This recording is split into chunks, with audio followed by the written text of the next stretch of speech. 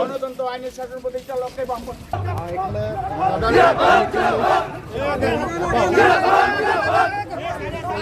ত্রিপুরাজ্যে সংবিধান অচল ছিল,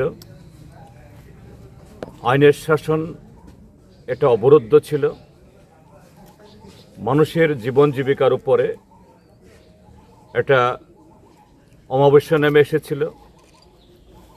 মানুষের গণতান্ত্রিক অধিকার, ভোটাধিকার সব কিছু অপহৃত হয়ে গেছিল। একটা সম্পূর্ণ জঙ্গলরাজ, অরাজকতা।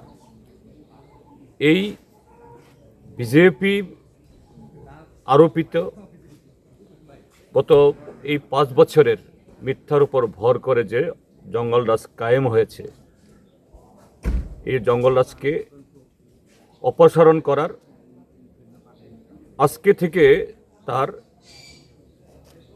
দিন গোনা এটা শুরু হয়ে গেল আনুষ্ঠানিকভাবে। অর্থাৎ আজকে 27শে জানুয়ারি, আগামী 16 তারিখে ভোট হবে, 2রা মার্চ ভোট গণনা হবে।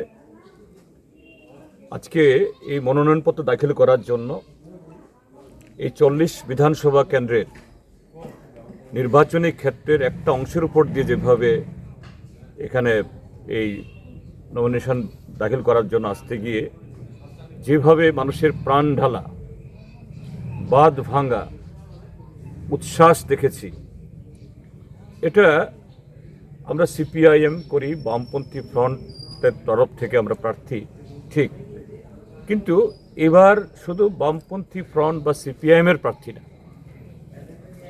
মানুষের যে মুখের ভাষা, তার যে প্রত্যয় যা দেখেছি, তার চোখে মুখে যে বেরিয়ে এসছে যে না, এটা গণতন্ত্র বিরোধী, সংবিধান বিরোধী শক্তির বিরুদ্ধে সংবিধানের পক্ষে, গণতন্ত্রের পক্ষে, আইনের শাসনের পক্ষের মানুষের লড়াই।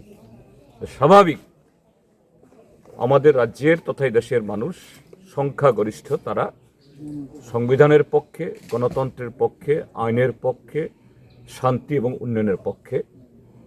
তাদের জয় সুনিশ্চিত।